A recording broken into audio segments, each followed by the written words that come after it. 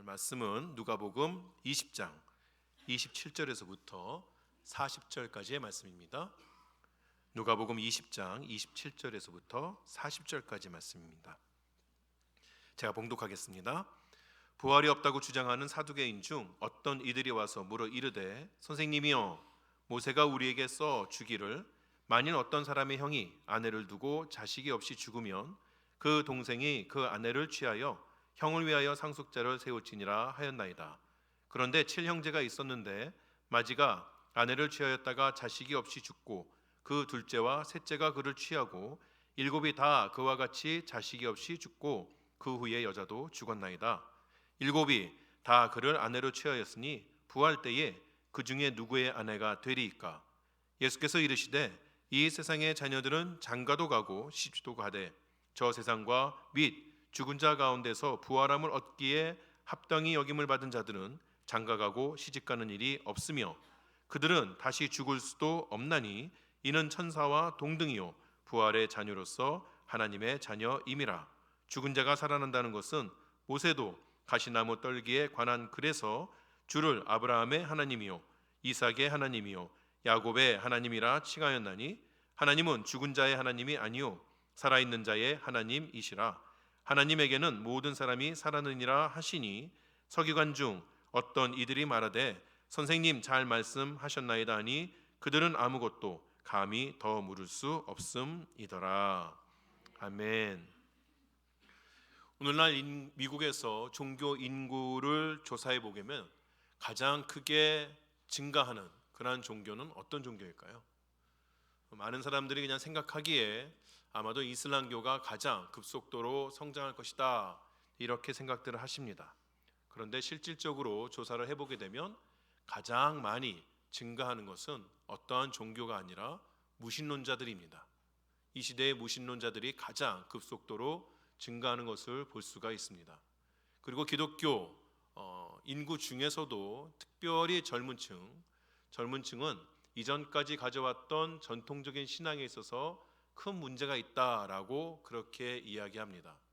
두 가지를 이제 합쳐보게 되면 앞으로 계속해서 이 미국이란 나라가 진행되어질 때에, 역사가 진행되어질 때에 지금까지 가져왔던 어떤 전통적인 기독교 신앙의 그 모습이 점점 더 크게 사라지게 되고 인간 이성을 믿게 되는, 인간의 생각으로 판단될 수 있는, 경험될 수 있는 그러한 것만 믿는 인구가 훨씬 더 늘어간다는 것을 우리가 짐작해 볼 수가 있게 되는 것이죠. 그렇다면 우리는 기독교에서 예수를 믿는 그런 사람이다라고 이야기하면서 앞으로 우리의 신앙을 이어나아갈 때에 세상이 말하는 것처럼 우리의 어떤 그런 이성이나 경험을 통하여서 판단되거나 알 수 없을 만한 그러한 것들을 제하고 우리의 신앙을 가져야 하는 것일까? 우리는 그러한 것들을 다 제하고도 여전히 신앙의 그 정결함을 유지할 수 있을까? 그런 생각을 해보게끔 되는 것이죠.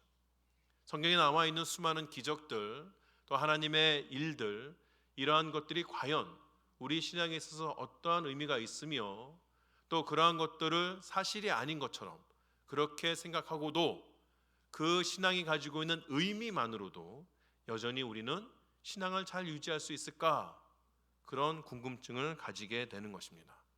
이 시대의 수많은 교회들이 성경이 가지고 있는 어떠한 사실들에 대해서 더 이상 그것이 역사적인 것이냐 그렇지 않은 것이냐 따지지 말자. 그것이 가지고 있는 의미 자체가 중요한 건 아니냐. 우리의 신앙 가운데서 오늘을 살아가는 우리의 삶 가운데서 그러한 의미가 잘 드러나게 되면 그러면 우리의 신앙으로서는 충분한 건 아니겠는가. 이렇게 어느 정도 타협을 해가는 것들을 볼 수가 있습니다. 그런데 그렇게도 여전히 우리의 신앙은 괜찮은 것일까? 그런 질문을 가지게 되는 것이죠. 특별히 그러한 것들 중에 하나, 죽은 자가 다시 살아난다. 부활이란 것이 어떻게 우리 신앙에 의미가 있을까? 오늘은 그러한 주제를 가지고 이야기를 해보려고 합니다. 누가복음 20장에 들어가게 되면서 예수님은 당시 유대인들 지도자들과 본격적으로 부딪히게 됩니다. 이들을 가리켜서 흔히 성전 세력이라고 이전에 말씀을 드렸습니다. 성전 세력이 누구인가요? 12장 1절을 보게 되면 그들은 대제사장, 서기관, 그리고 장로들이다라고 이야기합니다. 이러한 사람들 가운데에는 예수님 당시에 유대인들이 여러 종파들이 있었는데 그 중에 특별히 사두개인이라 하는 사람도 있고 바리새인들이라 하는 사람도 있었던 것이죠. 이 사두개인들, 바리새인들 이 두 종파는 다 예수님께서 오시기 2세기 전에 기원전 2세기에 마카비 혁명이라고 잠시 동안 유대인들이 독립을 누렸던 그 시대에 생겨났던 그러한 그룹들입니다. 두 그룹이 같은 시기에 생겨나긴 했으나 매우 다른 모습으로 신앙을 유지해 왔었습니다. 예를 들어서 바리새이파는 주로 평민들을 중심으로 하는 유대인 사회에 있어서의 신흥 세력이다 이렇게 얘기한다면 사두개인들은 제사장 직분이나 또 그들과 연결된 성직자들 그리고 평신도 중에서도 귀족들이 바로 사두개인을 이루고 있었던 것이죠. 바리새인들은 로마 제국과 그다지 좋은 관계를 유지하고 있지는 않았습니다만 사두개인들은 지도층이니만큼 로마와 결탁하여서 자신들의 권세를 유지하고 있었습니다. 신앙적으로도 바리새인들은 성경에 계시는 기록된 전통 그리고 구두 전통 그 모든 것들을 포함하는 것으로 이해했습니다. 그러니까 우리가 지금 흔히 이야기하고 있는 구약 성경 전체에 더불어서 장로들의 유전이다 하는 것들마저도 합쳐서 하나님의 말씀이라고 여겨왔던 것이죠. 이에 비해서 사두개인들은 토라, 즉 우리 구약 성경 처음 5권인 모세오경만이 진정한 하나님의 말씀이라고 그렇게 인정하고 살았습니다. 바리새인들은 죽은 자의 부활을 인정했지만 사두개인들은 천사, 귀신, 내세 이러한 것들을 부정하였고 그러니 당연히 죽은 자의 부활 역시 인정하지 않았던 사람들입니다. 이렇게 한 지역 안에서도 한 민족 안에서도 다른 신앙의 모습을 가지고 있다 보니 바리새인들과 사두개인들은 서로에게 있어서 그다지 좋지 않은 그러한 감정을 가지고 있었던 것이죠. 그런데 이제 예수님이 그들 앞에 출현하게 되자 예수님을 공격하기 위하여서 그들이 힘을 합치게 됩니다. 예수님께서는 공생애를 시작하실 때에 사단에 의해서 3번 시험을 받으셨는데 이제 예수님께서 그 공생애를 마치려는 그 즈음에는 바로 이들에 의해서 3번 시험 당하시는 것이 누가복음에 등장하게 됩니다.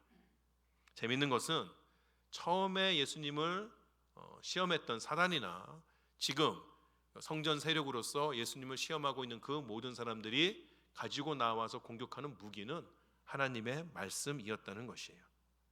이런 것으로 인해서 우리가 알 수 있는 것은 어떤 사람이 하나님의 말씀을 사용한다 그것이 중요한 것이 아니라 하나님의 말씀이 얼마나 하나님의 뜻에 맞게 사용되는지가 중요한 것이죠. 지난 또 한 주간 동안 세간에 화제가 되었던 어떤 이단들 그들의 모습들은 다 하나님의 말씀을 가지고 있으나 그 하나님의 말씀을 자신의 정욕을 위하여서 유익을 위하여서 잘못 사용했던 그러한 예라 말씀드릴 수 있습니다. 우리도 여전히 그러한 유혹들이 우리 마음 가운데 있는 것이죠. 하나님 말씀을 우리의 유익을 위하여서 사용할 것인가? 항상 우리가 기억해야 할 것은 하나님의 말씀은 하나님의 뜻에 맞게 사용할 수 있어야 한다는 것입니다.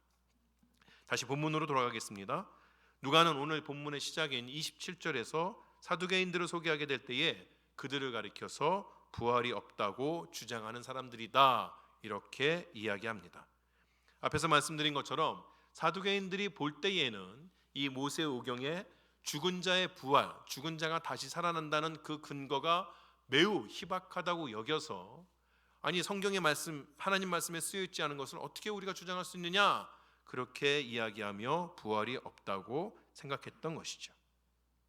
그런 특징 때문에 이 사두개인들이 실제로 이 복음서에서 예수님과 함께 논쟁을 하는 일이 나오지 않습니다. 딱 요 사건뿐입니다. 그런데 이 복음서가 끝나게 되고 사도행전으로 들어가게 되죠. 사도행전에서 예수님의 제자들이 예수님의 부활을 전하는 그 시기가 되면 이전에 드러나지 않았던 사두개인들이 더 등장하면서 이 예수님의 제자들과 부딪히는 것을 보게 됩니다. 부활이 문제였기 때문에 그런 것이에요. 자, 이제 예수님 앞에 나온 이 사두개인들은 일상에서 일어날 만한 그러한 하나의 예시를 가지고 예수님의 생각을 묻습니다. 예수님, 우리가 이런 것들을 생각해 보았는데 예수님은 어떻게 생각하시나요? 선생이요, 어떻게 생각하시나요?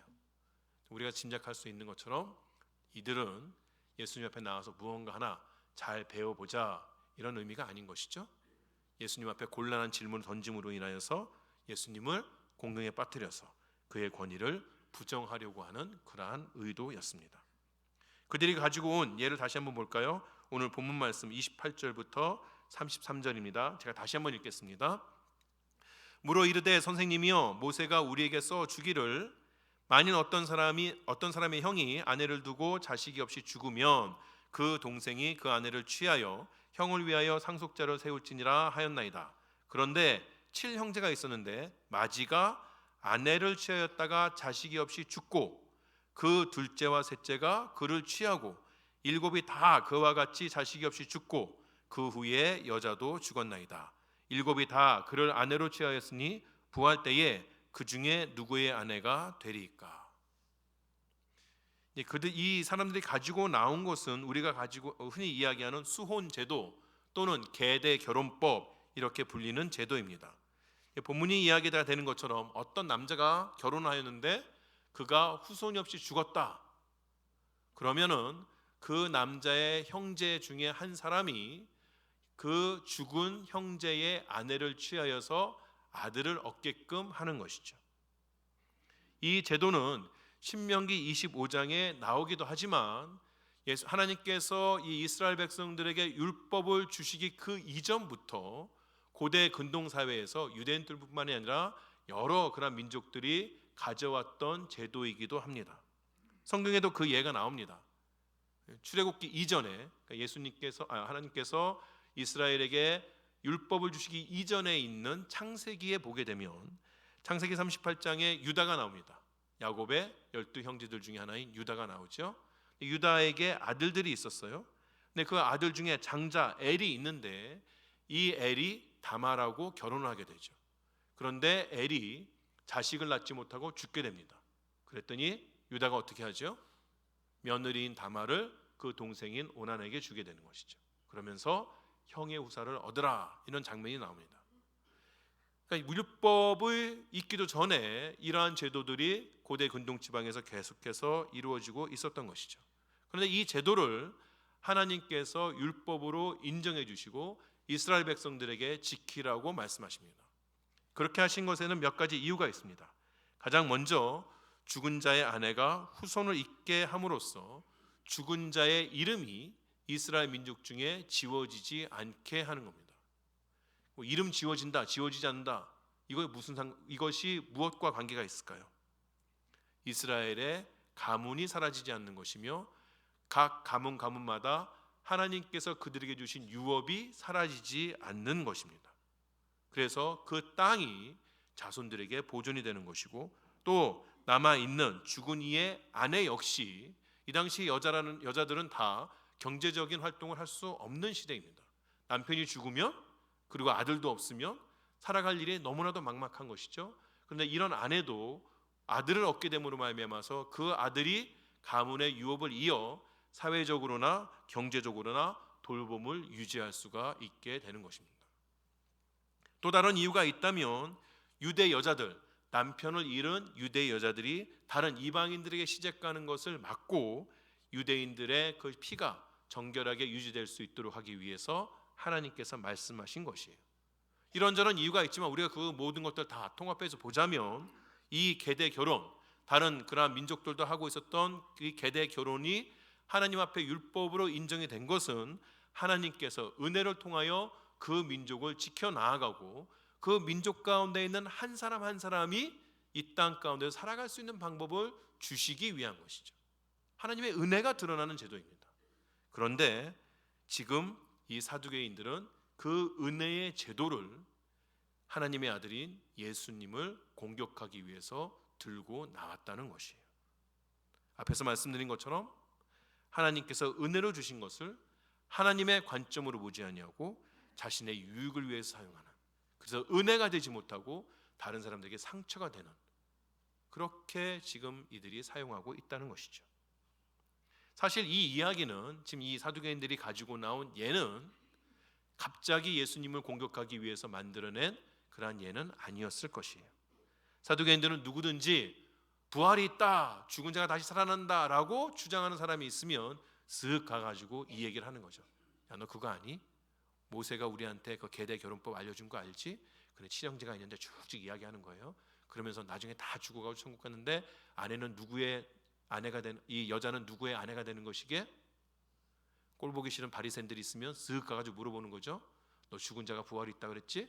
내가 한번 물어볼게. 물어보면은 이 이야기를 쫙 들은 바리새인들은 어떻게 될까요?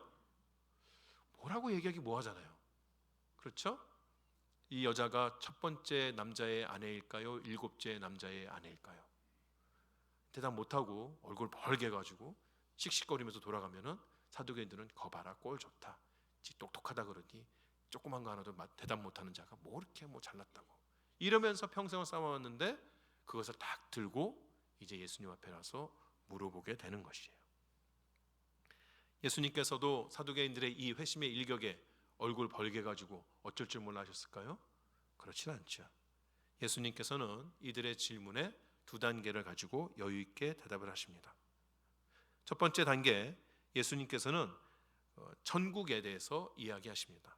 다시 말해 천국이 이 땅의 삶과는 다르다는 것을 말씀하여 주는 것이에요.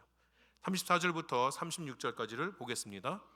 예수께서 이르시되 이 세상의 자녀들은 장가도 가고 시집도 가되 저 세상과 및 죽은 자 가운데서 부활함을 얻기에 합당히 여김을 받은 자들은 장가가고 시집가는 일이 없으며 그들은 다시 죽을 수도 없나니 이는 천사와 동등이요 부활의 자녀로서 하나님의 자녀임이라. 이 구절에서 우리가 먼저 살펴볼 수 있는 것은 죽은 자라고 해서 다 천국에 가는 것이 아니라는 것이에요. 예에서 나오는 사람들이 8명이죠. 7 형제와 아내. 그러면 이 지금 질문에 있어서 다 따지려면 7 형제 아내가 다 천국 가야 됩니다. 근데 과연 그럴 수 있을까요? 그럴 수도 있지만 아닐 수도 있다는 것이에요.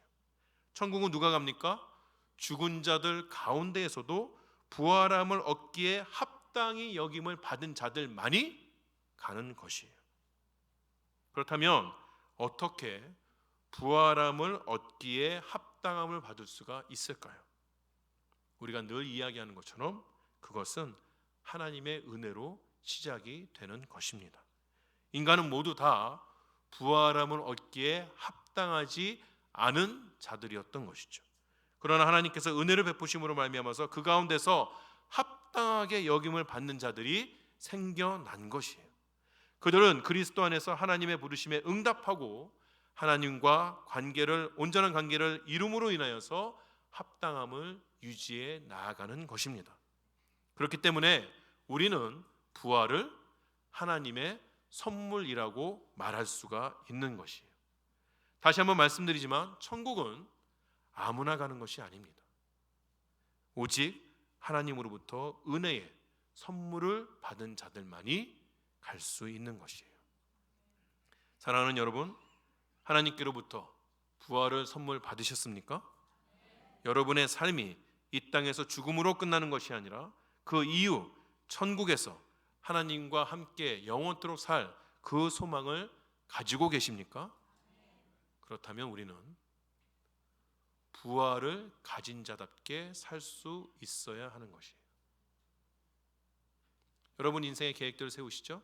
10년 후에, 20년 후에 내가 죽기까지 무엇을 하겠다. 그런 계획은 있는데 죽었다가 다시 살아나서 천국에서 어떻게 살아야 한다는 그러한 계획은 가지고 계신가요? 우리가 부활을 받았다, 부활을 하나님으로부터 선물로 받았다고 이야기하면서도 여전히 우리는 이 땅의 삶이 우리의 전부인 것처럼 이 땅에 몰두하고 이 땅에 우리의 모든 것들을 다 쏟아놓는 그러한 삶을 살고 있지는 않은가? 스스로가 돌이켜볼 필요가 있어야 하는 것이죠. 잠깐 살다가 갈 이 땅에서의 삶은 그렇게 중요하게 여기면서 영원토록 주님과 함께 살 그 삶에 대해서는 아무런 준비도 하고 있지 않은, 아유 목사님 어차피 천국 좋은 곳이라는데 그냥 가기만 하면 되는 거 아니겠습니까? 그러나 하나님 말씀은, 예수님은 우리에게 그렇게 말씀하지 않으신다는 것이에요. 부활을 받은 자답게, 부활을 소망하며 사는 자답게 그 부활의 순간을 예비하고 준비하시면서 아름답게 꾸며 나아가시는 여러분 되시기 바랍니다. 자, 그렇게 우리가 천국을 가게 됩니다. 하나님 앞에 부활함을 합당하게 받을 만한 그러한 자로 여겨져서 천국을 가게 된다면, 그러면 그 천국은 어떠한 모습일까요? 사두개인들의 생각에는 그들은 천국이 없다고 생각했지만, 설령 천국이 있다고 하더라도 그 천국이라는 것은 이 땅에서의 삶이 계속해서 이어지는 것이라고 생각한 것이죠. 이런 생각은 사두개인들만 가지고 있는 것이 아니라 이 당시에, 예수님 당시에 대부분의, 그리고 아마도 지금 교회 다니는 사람들 중에서도 많은 사람들이 이런 생각을 가지고 살고 있는 것이에요. 그렇기 때문에 이 여자가 누구와 결혼했는데 그럼 천국에 가면 누구의 아내가 되겠는가, 이러한 이 땅에서 삶의 연속으로서 그 예도 만들어 나아가는 것이죠. 그런데 예수님의 말씀은 그런 생각과는 정반대입니다.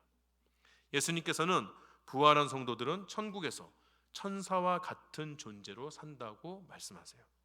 천사와 같은 존재가 도대체 무슨 뜻이냐? 여러 가지를 우리가 얘기할 수 있겠지만, 오늘 이 사두개인들이 가지고 나온 예와 관련해서 한 가지만 이야기한다면, 천국에 사는 성도들은 결혼을 하고 가정을 꾸리고 자녀를 낳는 그러한 삶을 사는 것이 아니라는 것이에요. 천국에 사는 성도들은 누구의 남편, 누구의 아내, 누구의 부모, 누구의 아들, 딸로 사는 것이 아니라 모두가 다 하나님의 자녀로 산다는 것이에요.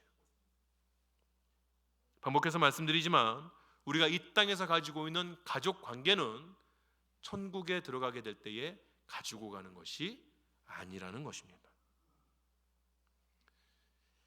장례식에 가게 되면 사별하는 남편이나 아내가 먼저 간 동반자들에게 천국 가서 만납시다 이렇게 이야기하죠. 천국 가서 만나는 것은 확실합니다. 그래서 우리 부자와 나사로의 비유에서 보는 것처럼 사람들이 서로 다 알아봤어요. 아마도 우리도 서로가 다 알아보게 될 겁니다. 그렇지만 우리가 우리의 남편, 아내, 자녀들, 부모들 만날 때에 그런 관계로 만나는 것은 아니라는 것이에요. 너무 슬프세요? 나의 사랑하는 아내와 천국 가서도 영원히 살 것 같은데 내 아내가 아니라. 지난번에 이제 어떤 목사님들 모임에서 그런 얘기를 했어요. 우리 장례식 때 어떤 설교를 할 거냐, 이런 얘기를 하고, 장례식 때 어떻게 성도들을 위로할 것이냐 얘기하는데, 어떤 분이 와서 꼭 손을 잡고, 제 남편이 죽었는데 천국 가서도 그 남편과 꼭 살 수 있겠죠? 애초롭게 물어보면, 이건 아니, 성경에 나왔는데 아니라고 말하기도 뭐라고, 그 슬픔이 있는 사람한테 막 귀술 꽂는 것 같은 느낌이잖아요. 괜찮다고 말하기도 성경에 어긋나고. 안타깝지만 아닙니다. 혹시 여러분 중에 그게 다행이라고 생각하시는 분은 안 계시겠죠? 이 지긋지긋한 인간, 이 땅에서 살면 끝이다. 할렐루야. 이제 말씀드리는 것은 그러한 것이 아니라는 것이에요. 천국은 이 땅의 삶의 연속이 아닙니다. 이렇게 천국에 대해서 말씀하시는 예수님은 사람들이 기대하겠죠. 예수님 천국에 대해서 말씀하시는구나. 근데 사람들의 기대와 달리 아주 간단하게만 이야기하십니다. 조금 이따 또 한 가지를 더 출애굽기 이야기를 하겠지만, 말씀에 있는 것을 가지고 매우 간단하게만 이야기해요. 왜 그럴까요? 예수님보다 천국에 대해서 더 잘 아는 사람이 누가 있습니까? 아무도 없죠. 가끔씩 천국에 갔다 왔다 이렇게 말씀하시는 분도 계시지만, 좀 믿기에는 좀 어려운 것들이 많이 있죠. 또 천국이 얼마나 우리 신앙의 중요한 부분입니까? 그럼에도 불구하고 예수님은 천국이 어떤 곳인지에 대해서 설명을 장황하게 하지 않으십니다. 그렇게 하시는 이유는 천국이란 우리의 이해를 넘어서는 곳이기 때문일 것이에요. 예수님께서 인간의 언어로 아무리 설명을 하신다고 해도, 물론 계시록에 천국에 대한 설명이 좀 남아있긴 하지만, 그러나 그런 것을 가지고 전혀 차원이 다른 천국을 제대로 묘사할 수는 없는 것이죠. 바울은 그 사실을 고린도전서에서 이렇게 이야기합니다. 고린도전서 2장 9절에 이렇게 이야기하죠. 기록된 바 하나님이 자기를 사랑하는 자들을 위하여 예배하신 모든 것은 눈으로 보지 못하고 귀로 듣지 못하고 사람의 마음으로 생각하지도 못하였다 함과 같으니라. 그러나 분명한 것은 무엇입니까? 천국은 우리의 상상과 기대를 훨씬 뛰어넘어서 영원토록 우리에게 부족함이 없는 기쁨과 평안을 주시는 곳이라는 것이에요. 그렇기 때문에 예수님께서는 사람들이 천국의 어떤 구체적인 모습, 어떤 관계, 이러한 것에 집착할 것이 아니라 지금 내가 하나님께서 약속하신 그 천국에 들어갈 수 있느냐, 이것에 집중하라고 말씀하시는 것이죠. 우리도 이런 예수님의 모습을 따라가야 합니다. 우리의 이성으로 이해될 수 없는 것들, 그런 것들에 대해서 필요 이상으로 설명하려고 하려거나 필요 이상으로 알려고 해서는 안 돼요.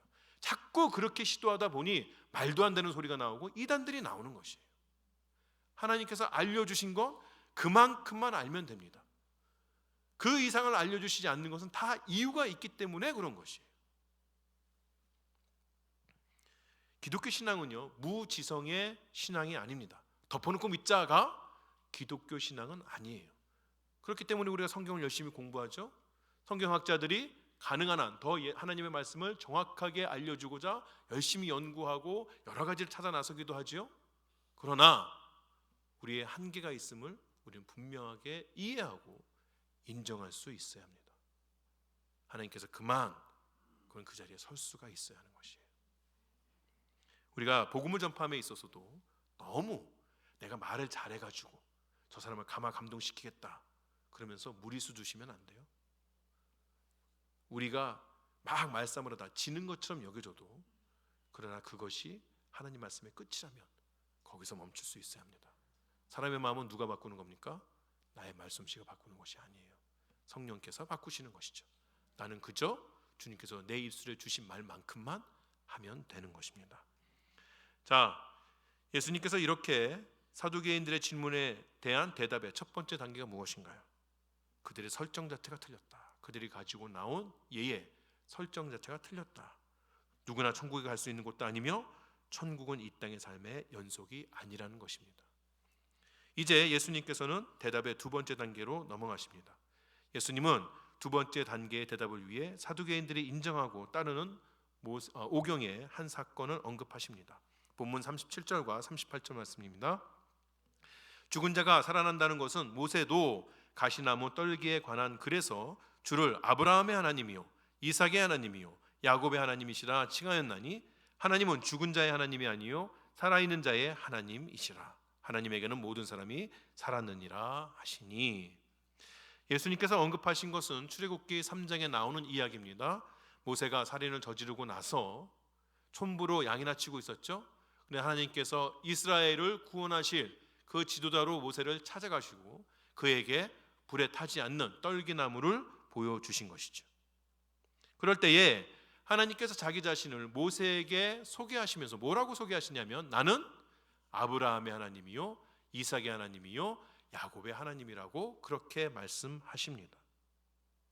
하나님께서 자신을 아브라함의 하나님이요 이삭의 하나님이요 야곱의 하나님이라고 말씀하시는 것은, 내가 이전에 아브라함의 하나님이셨어, 내가 이전에 이삭의 하나님이었어, 내가 이전에 야곱의 하나님이었어, 그리고 지금 너의 하나님이 돼줄 거야가 아니고, 지금도 아브라함과 이삭과 야곱의 하나님, 그들과 함께 관계를 지속하고 있으며 그들에게 한 그 약속을 지켜나가시는 하나님이시라고 말씀하여 주는 것이에요.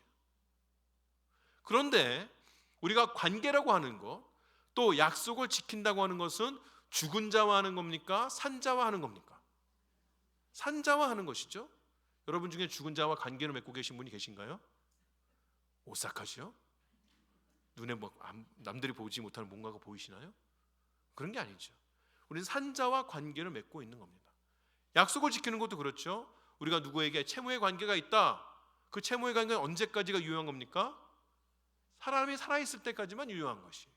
그 사람이 죽게 되면 우리가 도덕적으로나 의미적으로나 내가 그 사람이 빚진 것이 있다라고 이야기하지만, 그러나 실질적으로 효력은 사라지는 것이에요. 지금 하나님께서 그들의 하나님, 아브라함과 이삭과 야곱의 하나님이 되신다고 말씀하시는 것은 지금 그들이 살아있다는 이야기입니까? 죽었다는 이야기입니까? 다시 할까요? 하나님께서 그들과 관계를 가지시고 약속을 계속해서 지키고 계시다는 것은 그들이 지금 살아있다는 의미예요. 그들에게 지금 그렇게 하고 계시다는 의미예요. 하나님은 죽은 자의 하나님이 아니라 산 자의 하나님이시라고 말씀하고 계시는 것이에요. 그렇다면 지금 아브라함과 이삭과 야곱이 살아있다면 그들은 지금 어디에 살고 있는가요? 이스라엘의 브엘세바 가면 만날 수 있을까요? 그런 것이 아니죠. 어디에 살고 있다? 천국에 살고 있다는 것이에요. 사두개인들이 가지고 있는 그 오경 가운데도 부활은 분명하게 증거되고 있는 것입니다. 사실 이 모세 오경을 살펴보면 그 외에도 이거 지금 출애굽기 3장의 9절 말고도 죽은 자가 살아날 수 있다는 그러한 암시하는 구절들이 상당히 많이 있어요. 죽지 않고 하늘로 올라간 사람 누구 있죠? 엘리야는 이제 뒤에 나오는 거니까 빼고 에녹이 있죠. 에녹. 그럼 에녹이 죽지 않고 하늘로 들어갔으면 지금 어디 있는 겁니까? 천국에 있는 거죠. 사두개인들도 그것을 보고 읽었지만 깨닫지 못했어요. 왜? 다시 말씀드리지만 하나님께서 주신 말씀을 하나님 뜻대로 사용하려고 이해하려고 하는 것이 아니라 자기에게 유리한 것이 무엇이냐, 자기에게 이해되는 것이 무엇이냐, 자신의 기준을 가지고 하나님 말씀을 받아들였기 때문에 그런 것이에요. 예수님께서 이제 그들에게 그들 눈에 숨겨져 있던 것들을 보여주신 것이죠. 이렇게 예수님께서 말씀으로, 그것도 사두개인들이 받아들일 수 있을 만한 그 말씀으로 부활에 대해서 증거하니 이제는 사두개인들 얼굴이 벌기질 그런 차례가 된 것이죠. 예수님의 논리가 얼마나 강력한지 지금 예수님하고 사두개인들이 대화를 하고 있는 그 장면을 옆에서 보고 있는 사람들이 있었죠. 그들 중에 서기관들이 있었습니다. 조금 전까지 예수님을 괴롭혔던 그 서기관들. 그런데 그 서기관들 중에 일부가 뭐라고 얘기해요? 선생님 말씀 잘하셨습니다. 갑자기 예수님의 팬이 돼버렸어요. 그만큼 예수님께서 주신 이 짧은 말씀이 부활에 대한 강력한 증거가 된다는 것이에요. 부활은 분명히 존재하는 것입니다. 죽은 자는 분명히 살아날 수가 있는 것이에요. 부활은 환상이나 헛된 꿈이 아니라 분명한 우리의 소망인 것이죠. 사실 부활은 단순히 우리가 천국에서 살 수 있다는 그 이상의 의미를 가지고 있습니다. 예수님을 통한 하나님의 부르심은 하나님과 우리가 관계를 맺는 것이에요. 그 관계는 한번 맺어지면 영원토록 소멸되지 않는 그런 관계입니다. 전능하신 하나님께서 그 관계를 지켜주시기 때문에 그래요. 우리에게 능력이 있어서, 우리에게 지혜가 있어서 이 관계가 지속되는 것이 아니라 전능하신 하나님께서 그 관계를 꼭 움켜쥐고 계속해서 지켜나가시기 때문에 그런 것이죠. 하나님께서는 자신이 가지고 있는 모든 능력과 지혜를 사용하셔서 우리와 맺은 그 관계를, 또 주신 약속을 지켜나가십니다. 그런 하나님의 신실함 또는 열심이 우리가 가지고 있는 그 마지막 원수 죽음까지도 깨뜨리신다는 것이죠. 죽음까지도 이기게 하신다는 것이에요. 그것이 우리의 부활이라는 것입니다. 하나님과의 관계는 결코 우리의 죽음으로 끝나는 것이 아닙니다. 죽음을 깨뜨리고 더 풍성하게 이어지는 것이 하나님과 우리와의 관계라는 것이에요. 그렇기 때문에 우리에게 부활이라는 것은 잠자는 자의 첫 열매 되신 예수님께서 지금도 하나님 보좌 우편에 앉아서 우리를 위해서 중보하시고, 하나님께서는 그의 능력과 지혜로 그 부활의 순간까지 우리의 모든 삶의 순간순간을 지키시고 또 다스리고 계신다는 그러한 의미가 있는 것이에요. 부활을 주시는 하나님은 가만히 계시다가, 우리 인생 내내 가만히 계시다가 우리가 죽을 때 그때만 짠 나타나셔서 이제 내가 너를 살려줄게, 그런 분이 아니라 오늘 우리에게 임하셔서 우리로 하여금 그 부활의 길을 걷게 하시는 분이십니다. 부활의 신앙은 오늘 우리가 가지고 있는 모든 어려움을 이기게 하는 것이에요.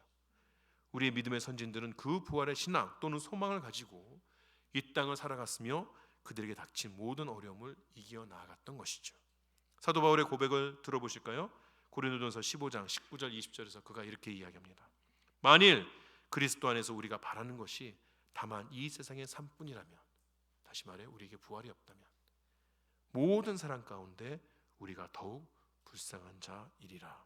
그러나 이제 그리스도께서 죽은 자 가운데서 다시 살아나사 잠자는 자들의 첫 열매가 되셨도다. 바울의 고백처럼 우리에게 부활이 주어지지 않는다면, 우리의 삶이 이 땅에서 다 끝나는 것이라면, 여러분 여기 이렇게 계시면 안 돼요. 주일 이 귀한 시간에 왜 여기 이러고 계십니까? 왜 제 이야기를 듣고 계시나요? 나가서 하고 싶은 일 더 하셔야죠. 왜 여기다 헌금 내고 이러세요? 다 하실 필요 없어요. 남들처럼 그냥 이 세상 하루하루를 잘 즐기시면 돼요. 우리가 하는 일들 다 헛것입니다. 부활이 없다면. 부활이 없다는 것은 하나님의 능력이나 지혜가 모자라다는 의미입니다. 하나님께서 우리에게 사랑과 긍휼을 베푸시지 못한다는 의미입니다. 아니, 도대체 그 하나님이라는 존재가 있긴 한 것인지 의심한다는 그런 의미인 것이에요. 그러나 그리스도께서 부활하심으로 우리의 부활의 증거가 되셨을 뿐만 아니라 그 부활을 이루시는 하나님의 능력, 지혜, 그리고 우리를 향한 그의 사랑과 은혜가 다 이미 증명되었다는 것이죠. 사랑하는 세미한 여러분, 이 부활의 신앙으로 살아가는 여러분 되시기 바랍니다. 우리는 부활을 포기할 수 없습니다. 이성의 시대에 살고 있지만 여전히 부활은 우리 신앙의 가치이며 우리 신앙의 힘이기 때문에 그렇습니다. 부활에 대한 확신이 우리에게 닥쳐진 모든 어려움들을 이기게끔 할 것입니다. 우리를 죽음에서 일으키시는 그 하나님이 우리의 모든 삶의 순간마다 크신 사랑과 은혜를 베풀어 주실 것을 믿으시는 여러분 되시기 바랍니다. 그 부활의 신앙으로 이 한 주간 동안 주를 따라 살아시는 여러분이 되시기를, 그래서 주께서 여러분을 위하여 예비하신 모든 복을 풍성히 누리시는 여러분 되시기를 주의 이름으로 축원합니다.